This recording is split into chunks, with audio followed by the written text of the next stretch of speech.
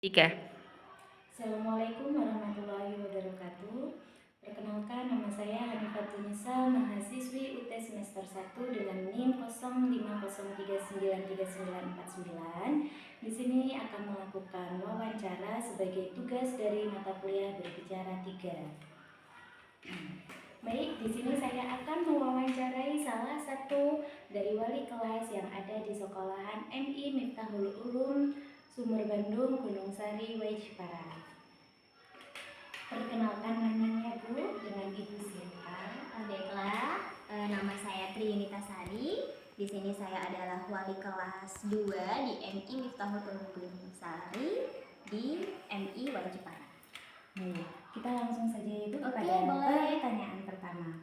Di kelas 2, apakah masih ada siswa ataupun siswi yang terkendala mengenai kesulitan belajar? Oh iya, kalau di kelas 2 itu sebenarnya ada beberapa yang tapi sering saya latih dan juga sering saya dampingi untuk anak-anak yang mengalami kesulitan seperti huruf, kemudian membaca yang masih susah dan juga mengenali angka-angka.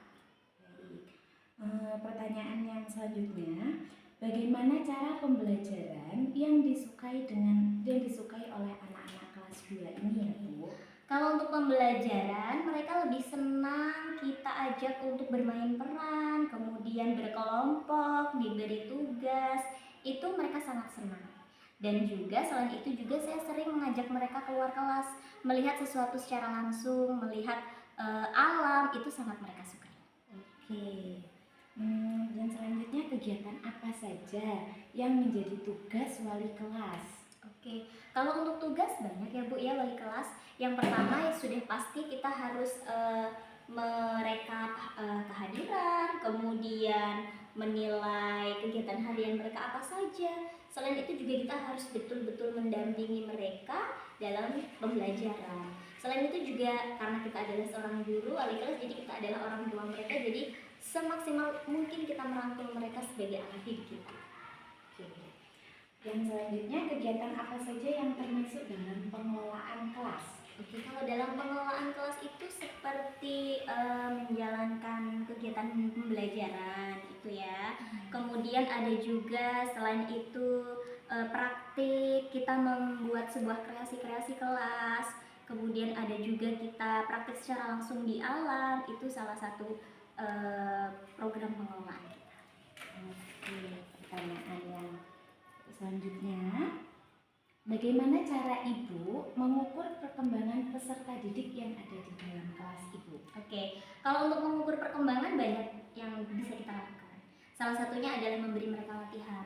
Jadi setiap tahun itu kita ada penilaian tengah semester, kemudian ada penilaian akhir semester, kemudian ada masuk ke semester 2. Jadi dalam satu tahun itu kita bisa melakukan penilaian sebanyak 4 kali. Jadi kita buat dalam bentuk rapor dan kegiatan hasil belajar. Kemampuan peserta didik dalam hal membaca dalam kelasnya Ibu itu sudah berapa persennyakah mereka mampu menguasai literasi sekarang? Oh iya, karena sekarang literasi ya. Iya. Jadi kalau untuk di kelas 2 saya perkirakan sudah ada 80%. Karena untuk anak kelas 2 ini saya lihat kapasitas mereka untuk membaca, mengenali huruf dan juga menyampaikan apa yang sudah saya sampaikan, apa yang sudah ini, mereka sudah mampu. Hanya ada dua siswa ya di kelas saya itu yang memang betul-betul masih susah merangkai kata, kemudian membacanya harus dieja terlebih dahulu, begitu. Masih ada ya Bu ya? Iya, masih ada. Terus apakah ada siswa di kelas Ibu yang belum bisa? Oh, masih ada tadi ya. Caranya Ibu mengatasi dua siswa tadi yang belum bisa membaca itu bagaimana? Cara saya mengatasi itu lebih kepada pendekatan secara pribadi ya. Kemudian ketika nih anak-anak saya beri tugas yang lain, nah nanti dua anak yang kesulitan itu nanti saya suruh maju ke depan.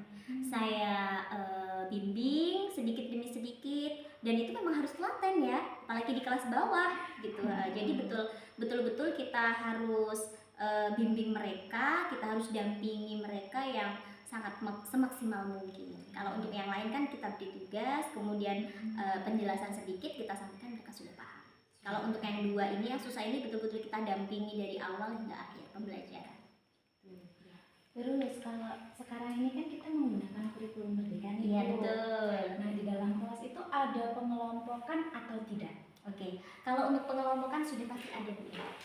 Jadi kita kelompokkan kelas siswa-siswa yang sudah sangat mampu menguasai pembelajaran, kemudian siswa yang berada di tengah-tengah ya, dia dikatakan mampu tapi juga masih sulit kadang untuk main, dan yang terakhir itu yang masih sulit. Nah, jadi kita buat kelompok supaya mereka, jadi kita mengontrolnya, menilainya itu lebih mudah kalau kita buat kelompok. Oke. Terus kalau zaman sekarang ini, zaman yang bisa dibilang zaman yang terkontaminasi setelah COVID-19. Iya betul. Nah, sikapnya anak-anak sekarang terhadap guru itu seperti apa ya Bu kalau di kelas itu? Sebenarnya luar biasa sekali ya anak-anak zaman sekarang itu ya, karena dampak dari COVID-19 itu sampai sekarang masih terbawa. Contohnya seperti apa ya, adab berbicara mereka terkadang yang di luar itu masih terbawa-bawa, itu kadang-kadang masih sulit untuk dibimbing gitu. Jadi betul-betul kita harus sangat melatih mereka. Cukup. Oke, baik Ibu, terima kasih atas waktunya yang telah Ibu berikan. Kita salaman dulu. Oke, baiklah. Terima kasih banyak. Demikian tadi wawancara singkat saya bersama dengan wali kelas dari kelas 2 di MI Miftahul Ulum Gunung Sari, Sumur Bandung, Wai Jepara. Saya akhiri. Assalamualaikum warahmatullahi wabarakatuh.